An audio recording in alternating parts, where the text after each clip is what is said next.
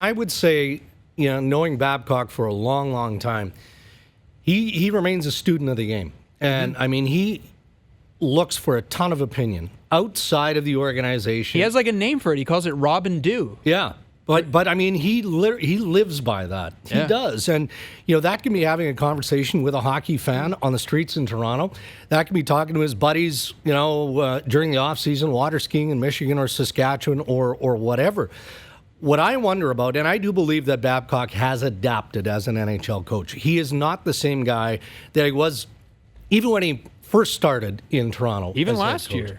He definitely has changed. Has he changed enough? The my way or the highway routine doesn't work anymore in the National Hockey League. Unless you have an abundance of players where you can pull this guy out, send a message, put this guy over here, send a message, and do that. Well, the Toronto Maple Leafs, even though they're incredibly talented, don't have those options. So this was Mike Babcock yesterday, obviously holding a scrum after practice when he was asked about feeling the heat in the Toronto market.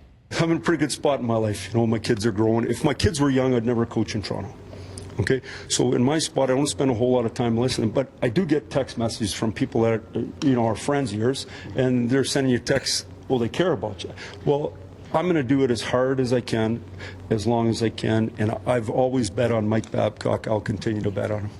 Okay, genius, friggin' genius. Because if we were to put all these clips together where you could say the question was a little bit hard in that, it's questioning maybe his coaching, his job, he always brings up family. And right there, it's like you just placate the situation. Oh, his family. Enough. I'm not going to buy it anymore. It's almost like, the players that were bringing their babies in the post-game, press conferences afterwards. And even if they had a loss, oh, look at your cute little kid who's distracting, grabbing the mic. No, I don't think your kid's cute, and I don't want your kid in the post-game press conference. We got a job to do. It's like the second Babcock brings up family, everyone stops and there's no follow-up question. I get where he's going with this, but to me, there's no easy way to answer that question. I know we have to ask it as media. How do you feel about your job? Are you feeling the heat? But doesn't that give you a good window into how he thinks? I thought that told me everything I need to know about Mike Babcock. This isn't making him question who he is, and that's how he's wired. But I don't think anyone's ever asking that. I think there is an understanding. There's a separation between work and family. We know that, and Mike Babcock always makes a point of saying that. I just wonder why he always has to bring it up too. He's just saying, I wouldn't want my kids, if they're 8 and 12, to live it while this is happening and while people are talking about his job. So I will give you a firsthand experience. Paul Maurice, head coach of the Toronto Maple Leafs. Oh, I know exactly. I know where you're going. Oh, yeah. Now, he didn't call me, but I heard from a source that he was about to or had been fired. I call him. He picks up instantly. I can tell he's driving home in his truck. I said, "Hey, you get fired?" And he goes, "Yes." And I said, "Okay, well," I said, I have to report it." And he said, "Well, can you do me a favor and give me 10 minutes? I've got to get to my kids' school. I don't want them to hear from their friends at school." And that resonates with me. And when I think of Babcock, he's talked about this openly, publicly. He's got the dinner table accountability. And he extends that. And what it means is you can or should be able to say anything you want to those sitting around your dinner table, because those are the people who are closest to you. In Mike Babcock's world, that dinner table expands to include every player, every member of the Toronto Maple Leafs organization. So this isn't about him. It isn't. And I know there are people listening out there who think that that's just nonsense. This is all about him. It's about an enormous ego. It isn't at all. What keeps him up at night is trying to figure out ways to make this team better so that this team is better prepared to win.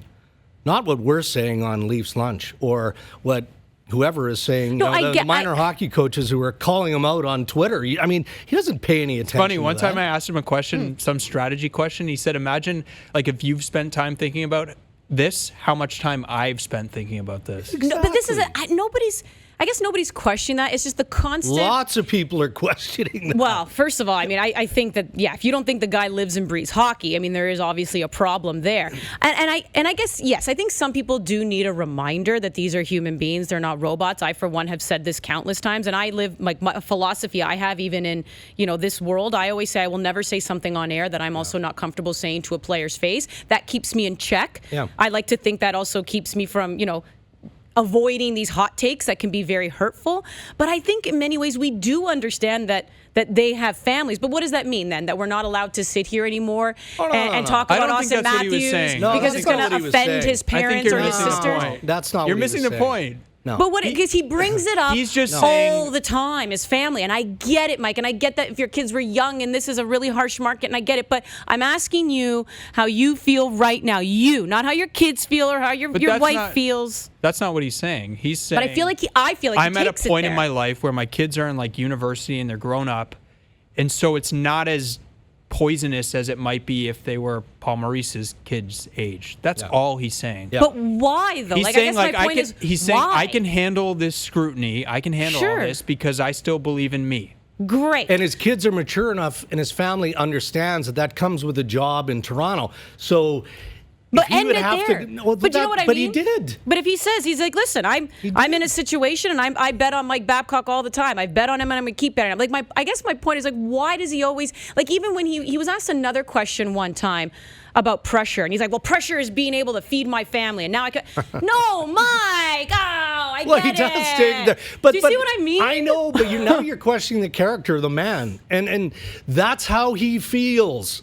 His family is the most important thing in his world. I Great. apologize to Maple Leafs fans. It's not winning or losing. That's the second most important thing in his as life. it should be. His point was the outside noise, be it from media or from the fan base, he understands it, but he can ignore it because he doesn't have to go home and deal with it at home with his younger children. Mm-hmm. His kids are gone. They're in university. They understand the pressures of the market, and that's it. So he doesn't have to deal with it when he leaves the